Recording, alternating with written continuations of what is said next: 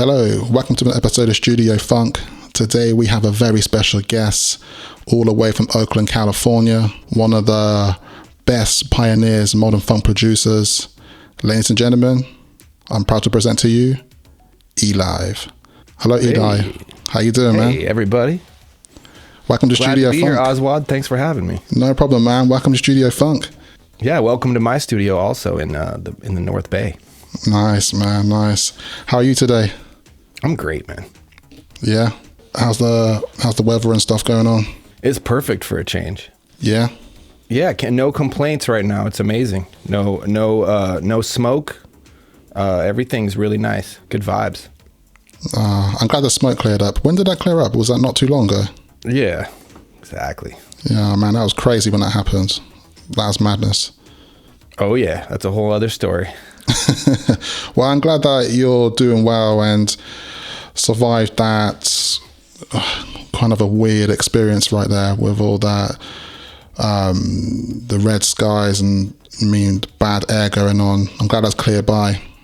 I did hear Thanks, that. man. Yeah, I appreciate that. I did hear that that it also moved on to New York as well. It did. Yep, we're all connected. So, for people who don't know, E-Live is a producer and is home to the modern funk label Star Creature Records. And early this year put out a really good album called Boogie for Life. And we're going to get into that later, but I think what we want to do right now is start from the very top, from the beginning. And how did you actually get into producing at the start? Well, I started out as a guitar player and realized when I was getting some higher education for a music degree at a junior college that there were so many guitar players I was going to have to switch to keys.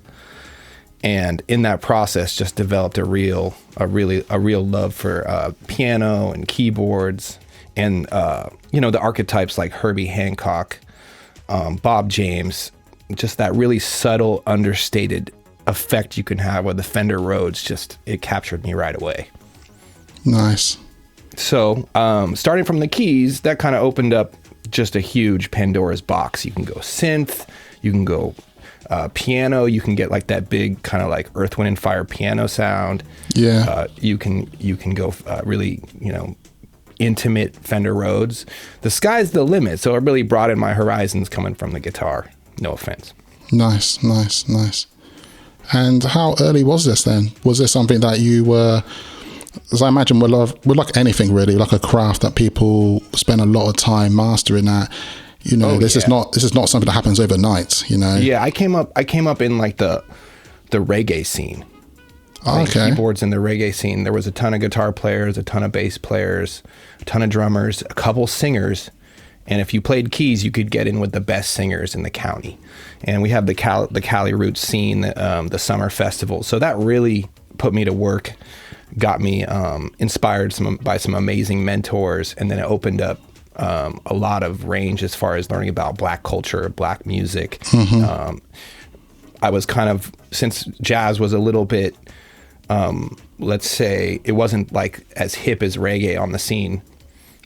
It took me a little more time to re-pick everything up from jazz and get a little bit, because it wasn't just tangible right in front of me in the reggae scene. But the reggae scene really put me on my instrument and kept me playing through a period so that I could kind of come out the other side as a producer, etc. Nice.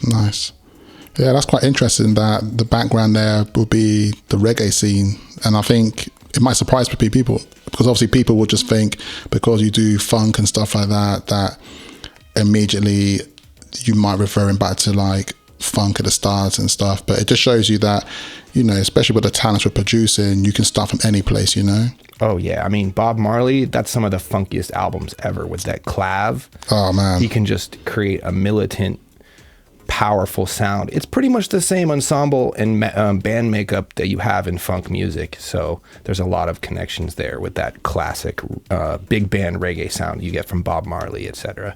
Yeah, and that same groove, that same, And then separately, when you get into a lot of the 80s reggae, they were really pioneering with all of those drum machines. You can hear it in all the 80s reggae from Yellow Man, Gregory Isaacs.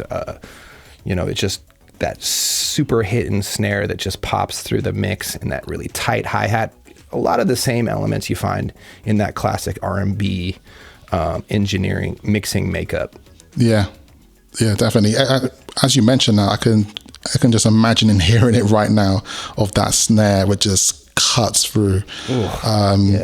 So myself, with my family, my mother, my dad, they would play reggae in the house all the time when I was a kid, to a point I was probably sick of it, mainly probably one of the reasons why even now to this day I would chuck on reggae here and there, but not as often, because I feel like I've heard enough for a lifetime.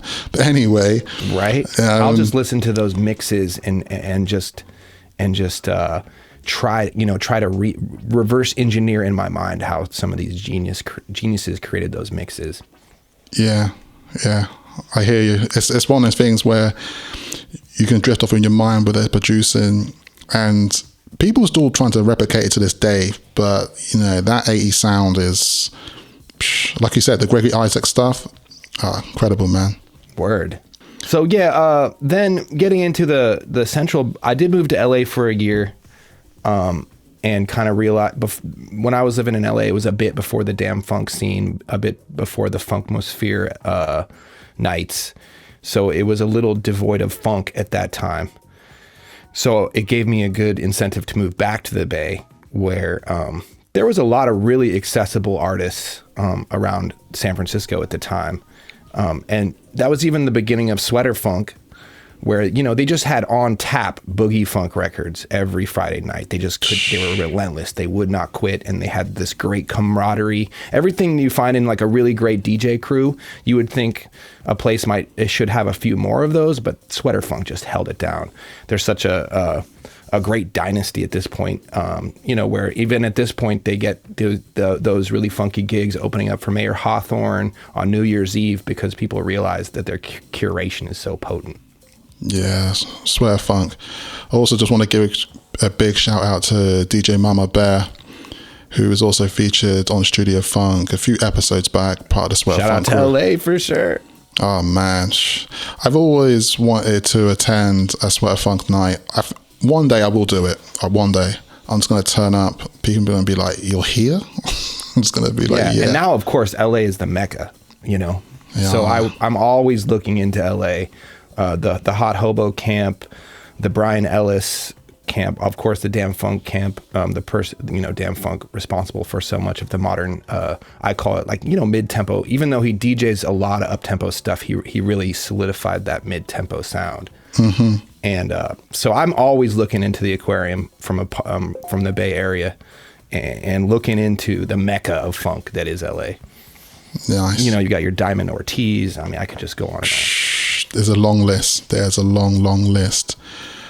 Just to take it back a bit then with the reggae, I was just thinking actually, so what standout tunes do you think you go to or remember and be like, do you know what, this is a killer reggae track that is forever in your mind or memory? Well, right now I'm on a real clav tip. Mm-hmm. Clav is because it just really cuts through with a little bit of that distortion and a little bit of that what I call staccato pump that really pushes. Why I put a lot of clav into disco. Okay. Because it's like a synthesizer. It's like the first synthesizer. It's got teeth. So I think about, I can't remember the exact song, but some of those really militant reggae, Bob Marley tunes you just cannot beat, where the clav is just and Bayonics recently put out a project in San Francisco with the lead singer Jairo Vargas that I've done a lot of work with in the funk department. Mm-hmm. He's got his primary group, Bayonics, is a reggae group, Cali Roots style reggae group, and they just nailed that type of clav sound I'm talking about, with all the backup vocals and the horn section, and then the floating main vocals, and just that militant clav. They got some one song. I'm gonna have to get back to you with the name of the song, but they nailed it. All right, cool. I'll tell you what then. Let's get into that now. Let's get into one of those tracks.